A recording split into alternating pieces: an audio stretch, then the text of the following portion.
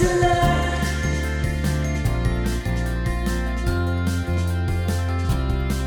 Select.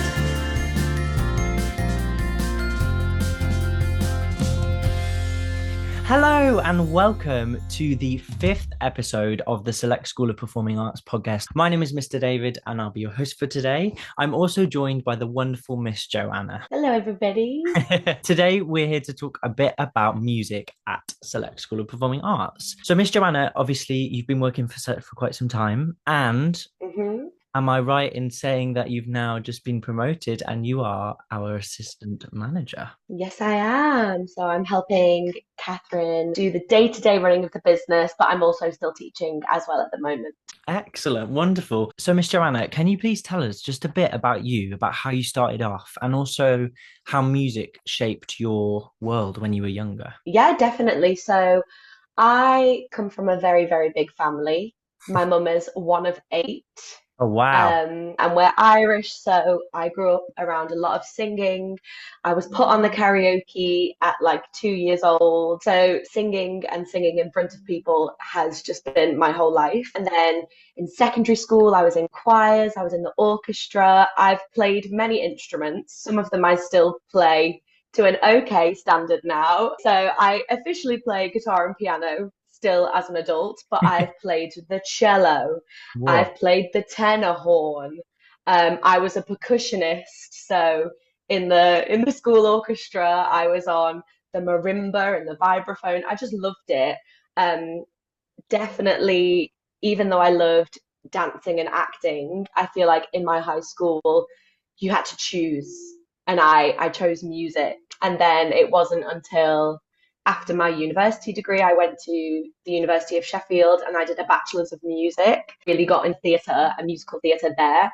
And then I went on to do my master's at the Royal Conservatoire of Scotland in musical theatre performance. So I was really sort of a music student. And then only when I got to university was I like, wait a second, I love dancing and acting too. And now here I am.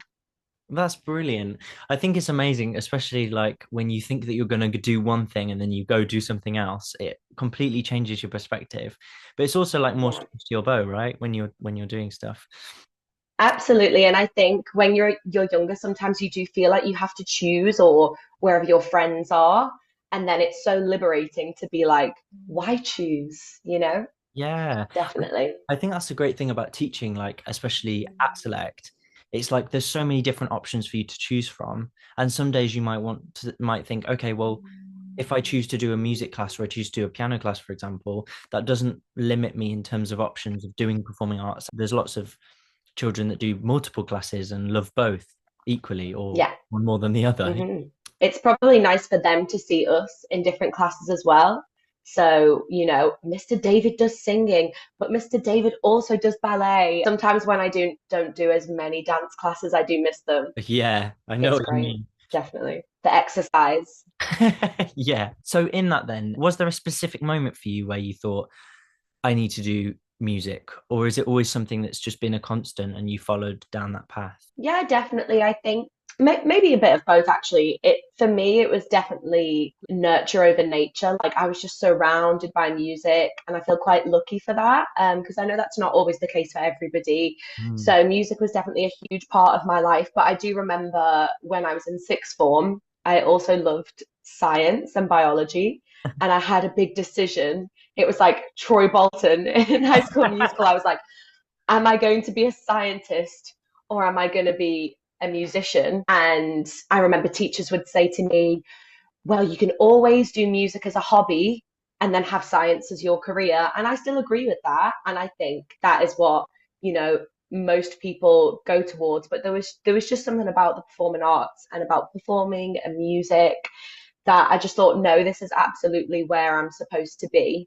And I'm so glad because I've met such wonderful people on my journey. Oh, we forget as well with music, it's such an integral part of life. Like even when you think about different styles of music, you think about what you're exposed to, and even children like as young as 4 or even before that. Like I remember my mum telling me a story. I heard this song on the radio and I was like, I really recognize this song. And my mum turns around and she says that I used to play that when you were in my tummy. So it's like you're always constantly being Hmm. influenced by different type of music. There is often a pressure to pick one thing to do as your career or pick, but I think Hmm. it's really important, especially as children growing up, that they explore all the options that we have available, all the things that they could possibly do. Because even like when you get into your 20s, like I sometimes I'm like, okay, do I really want to be doing that for the rest of my life? Maybe not. But Hmm. it's also a Yeah. great opportunity to explore, and especially as a child, that's the main thing that I also think Select offers. Yeah, and I think there's something to say about maybe the type of person you are, whether that's like extroverted or introverted, what you shine in and where your strengths are. And I do think I am such a people person and a great communicator and hopefully good at working in a team because I've been in these ensemble settings my whole life, and I think, oh, yeah, I could have gotten that from a different career, but I do think like a lot of the skills that I have now are because of the performing arts. And people in sports probably feel similarly, but yeah, it's definitely helped me. No, it would have helped me no matter the path that I chose. Definitely. So I just want to move on to now different types of music. So obviously, when in the performing arts and at Select anyway, we have lots of different types of dance, lots of different types of subjects available to choose from. For you, when you listen to music or you go to put a song on a streaming platform, what would be your main kind of genres that you go to, or is it more broad than At the moment, I'm a pop girly, like that? absolutely. I've been through like many genres. I grew up with like a big 80s influence, then like I went through like a real like punk stage, like pop punk. I was into, 60s like mods versus rockers. My music history's been good. I had to do music A level, so I've got a real appreciation of classical music and but I'm a pop girly. I am. And I think I'm a big supporter of pop music. And the fact that it's mainstream, the fact that everybody loves it, I'm always just like, but there's a reason, And the people behind some of the great songs that we've heard as of recent years, not all of it's great, but they're amazing at what they do, and I love being in that world. And obviously, because I'm in a band and I do songwriting, I think even if you're in different genres, there's so many elements that you can take from pop music and musical theatre composers in their own way. I feel like if we think about like I'm going on a tangent now, I'm so sorry. Go for But it. in terms of like orchestral music and ensemble music, musical theatre is kind of like the pop genre of those settings. Yeah, definitely. And I think there's a lot that we can learn from the composers that are involved in those productions. Definitely. 100%. Like you look at people, even like Alan Menken, people might not know that name when they're listening, but who wrote all the scores for a lot of the 90s, 80s and 90s, even 2000s Hmm. Disney films. And that's like a whole kind of genre of its own. So Yeah. it's amazing to be able to, you hear these children singing Moana or singing, I don't know, Beauty and the Beast, and they're listening to these songs, and you think that's a whole kind of genre of its own. So Yeah, definitely. And like listening to the relationships between all the different genres of music and how they're interlocked. Like I always think about Sondheim and how Into the Woods is just rap. yeah, It was sort of like doing what Hamilton did do, yeah. but Sondheim was trying to get that across. And that's a rap album, Into the Woods, I would say. Yeah, there you go. You heard it here first. Um, Yeah. that's brilliant. So, in terms of picking songs that you do in your classes, obviously, I know you've moved up now. You're assistant manager, but when you do teach, what goes into the choosing of the songs for the students that you teach, and for the parents at home that are listening?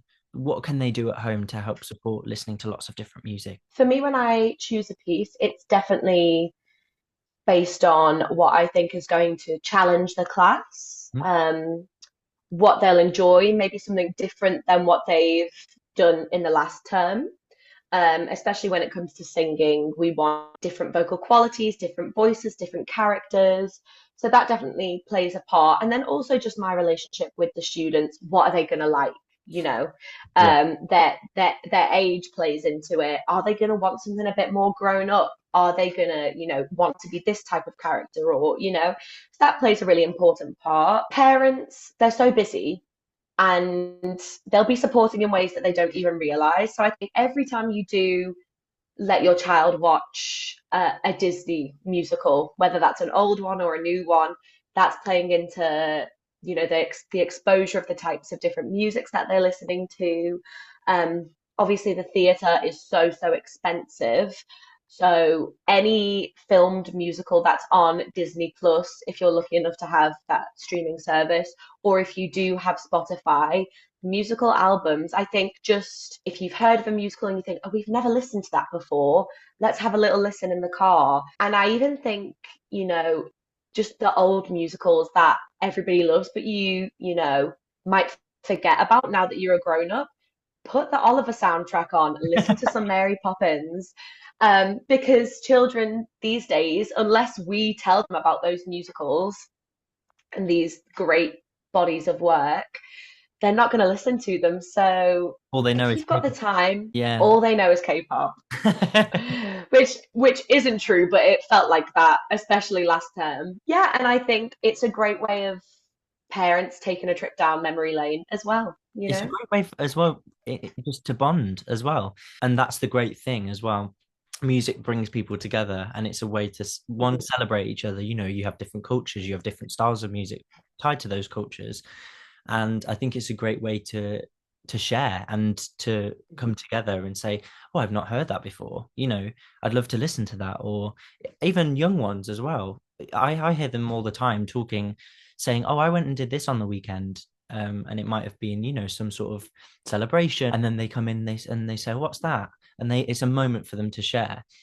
So I Yeah, think that's also definitely. a great opportunity for, like, when children come into class, we can sit down, we can talk to them about the different styles of music. What kind of music do you listen to? How is that different from this person? Hmm. Being able to come together in a community, which I feel like Select is for all of us, even as teachers. We all have different lives and experiences, so it's great for us to be able to come and sit down and go, oh, Miss Joanna, have you heard this song? And you might go, yeah, I have, it's great. Or you might go, I've never heard it and I love it. Yeah, definitely. I definitely feel a sense of accomplishment when I'll try a song, whether that's for a dance or for a singing class that the students aren't familiar with, and then they come back the next week and they're like, I've been listening to it all week, and there's just a Yeah. moment of, Yeah, because it's just nice to feel like you're sharing a different part of the world. exactly. Definitely. I love that. So Miss Joanna, obviously not many people might know, but you also mentioned that you are in a band. Can you tell us a bit about Mhm. that so that we can see? Yeah. Yeah, definitely. It's definitely one of the most exciting parts of my life. So when I was at university, me and my friends, we created, it's sort of like a neo soul jazz ensemble called Dreamflower Collective. And it consists of five musicians and three singers. And we're all really, really good friends. So we've been going since, I want to say, like 2018, maybe 2017. And we have done our own original music. That's something that we've been working on in the past few years. And we've also done album reinterpretations. So, for people who don't know, you might have seen events such as, Amy Winehouse Reimagined. It's similar to that. We did our first one in 2018 or 2017, and it was a 90s R&B album by D'Angelo, his first album, Brown Sugar. So we learned that full album, we changed it up.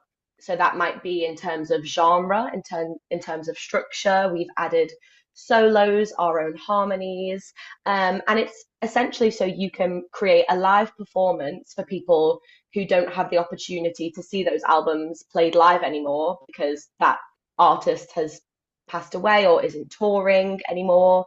Um, so it's just a great way to celebrate those like great albums. So we did a D'Angelo album, we did a Childish Gambino album, Awaken My Love.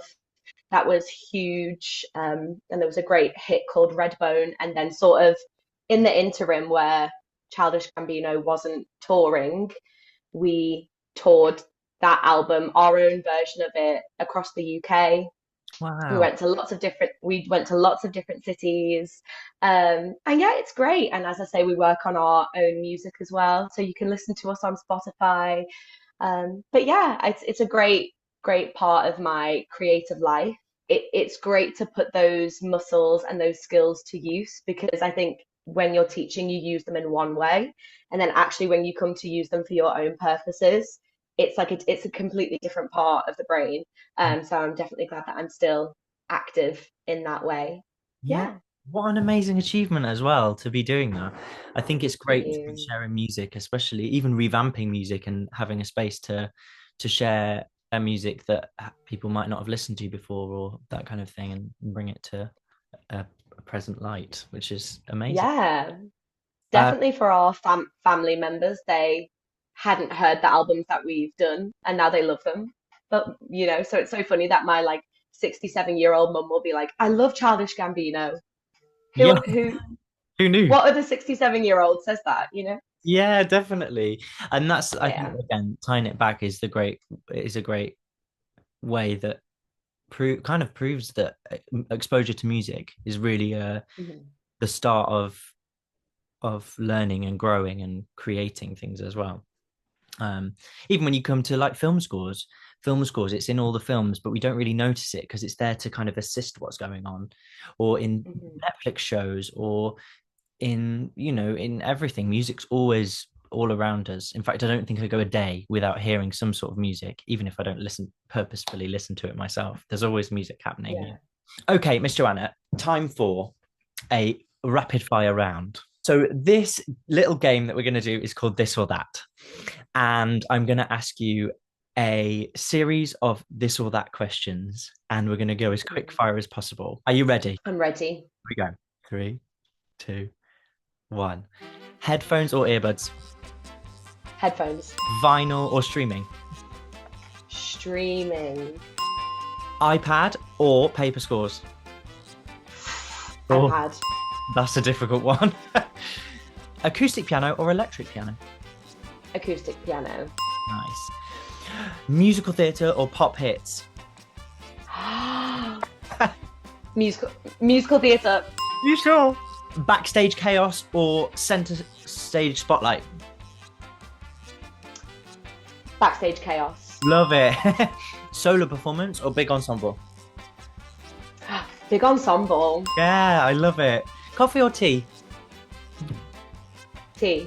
Okay, jazz shoes or sneakers? Sneakers. Yeah. Metronome or feeling the beat? Oh, that's so hard to say. Feeling the beat. Feeling the beat. Nice. Feeling the Okay, beat. and then this one's I find really difficult. Would you rather have a rehearsal in the morning or in the night? In the nighttime, I'm such a night owl. If you get me in the morning, like I'm not with it. In a studio or on a tour? Ooh. In a studio, just because touring is it's very tiring. Hmm. Very tiring. No, I changed my mind. I'm going to say on tour just because it's nice to interact with the audience and like, yeah, I like that. Nice. Oh, music theory or just pure soul? mm, that's so hard. I'm going to say music theory because I think it's good for everybody to have the basics.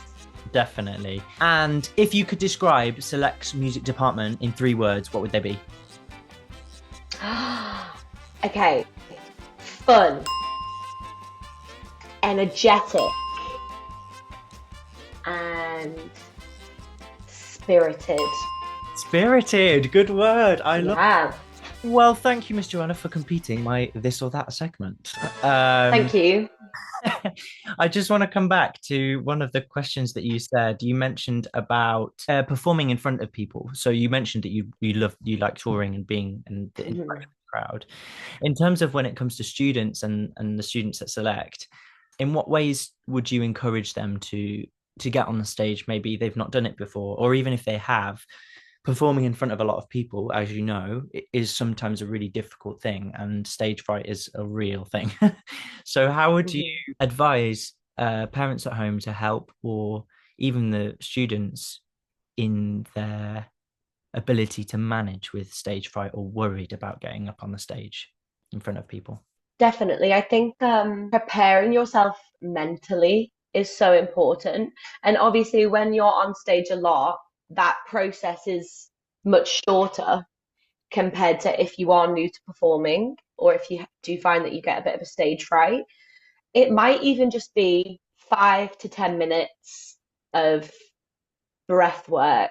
And for our little ones, 5 minutes before stage of breathing in through the nose and out through the mouth and holding those breaths gets your heart rate down. And also the promise that the feeling of achieving is way bigger and way more satisfying than the feeling of safety of not going on that stage. The feeling of, even sometimes when I think, oh, that didn't go to plan, that didn't go perfectly, I just think, oh, I've done it though. It's hard to teach students that until they've felt it, but you've just got to be that positive reassurance. You've got to feel, especially as a teacher, you've got to feel like their safety net. Yeah, If it goes wrong, if you go up there and nothing happens, that's fine. I'm going to be so proud of you because you tried.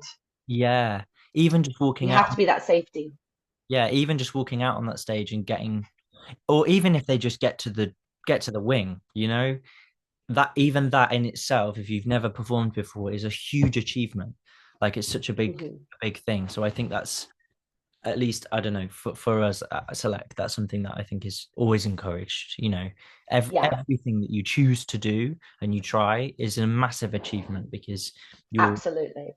you're always growing, you're always learning, and you might have come from a place where even just going to school or going in a classroom might be scary with new people. So getting up on a stage or even just getting to the wing, even if you don't go on, is still an amazing thing, and something that I think you should be really proud of as a student and also as a parent as well. Yeah, absolutely. I think we're quite lucky in the sense that hopefully we take students on a journey so that when they do get to a performance, they all go on stage. Like, I don't think we've had in festive recitals a student not go on stage. There might have been a bit of emotion at times, but even if that happened and we've prepared them and they think, no, I don't want to get on stage, that, and I know all select teachers would be like this, that is absolutely okay. I'm so proud of you for trying. I'm so proud. And you know the dance, look at all the friends that you've made. It's all a positive experience. And hopefully that would empower students to step on stage the next time. Exactly, definitely. So we are coming to the end, but I did want to ask you, as our social media head of social media, um, how, if parents are listening and they want to book a trial or they want to join one of our classes or see everything, how can they get in touch? Yes, so you can get in touch with us in many different ways. If you're on social media, you can directly message us. We also have the trial link in our bio. So if you click on the links on our profile, you can book a trial from there. You can visit our website. It's www.selectschoolofperformingarts.com. And we have a big button on the right hand side that says book your trial. But of course, if you've got any questions, you can email us or you can call us, and we'd be happy to help. Amazing. And our social media, I'll link all our social media at the end of the video and also in the description as well.